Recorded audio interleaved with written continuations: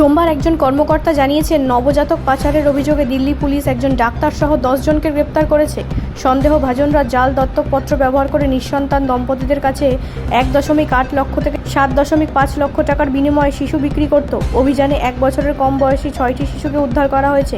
কর্মকর্তা আরও জানান, আগ্রার কেকে হাসপাতালের মালিক 33 বছর বয়সী ডক্টর কমলেশ কুমার গর্ভপাত সম্ভব না এমন পর্যায়ে সন্তান প্রসবের জন্য অর্থ নিয়েছিলেন এবং শিশু বিক্রি করেছিলেন। কর্মকর্তা বলেন, পুলিশ 35 বছর বয়সী সুন্দরকে প্রধান অভিযুক্ত হিসেবে চিহ্নিত করেছে, যে জৈবিক পিতামাতা এবং সম্ভাব্য ক্রেতাদের মধ্যে মধ্যস্থকারী হিসেবে কাজ করছিল।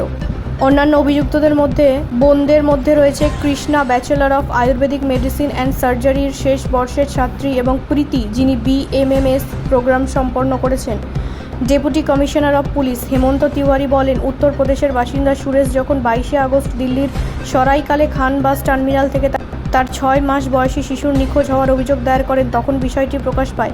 পরবর্তীতে সানলাইট কলোনি থানায় অপহরণ ও পাচার সম্পর্কিত BNS ধারা এবং জুভেনাইল জাস্টিস আইন 2015-র বিধান অনুসারে একটি মামলা দায়ের করা হয়, বলেন মিস্টার তিওয়ারি। ডিসিপি আরও বলেন, প্রযুক্তিগত নজরদারি এবং গোয়েন্দা তথ্যের ভিত্তিতে একটি পুলিশ দল উত্তরপ্রদেশের ফতেহাবাদে যায়। সেখানে তারা 30 বছর বয়সী বীরভানকে গ্রেপ্তার করে, যে 6 মাস বয়সী শিশুটিকে অপহরণের কথা স্বীকার করে।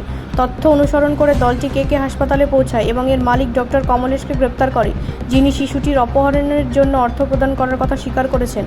বিস্তারিত তদন্তের নৈনিতাল, আগ্রা, লখনৌ এবং ফতেহাবাদে অভিযান চালিয়ে বৃহত্তর অন্তরাজ্য পাচার চক্রের উপস্থিতি এবং আরও শিশু উদ্ধারের বিষয়টি প্রকাশ পায়।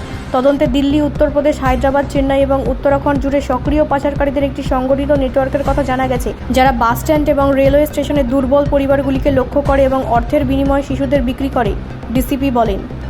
ব্যুরো রিপোর্ট, রাষ্ট্রীয় প্রসার বাংলা।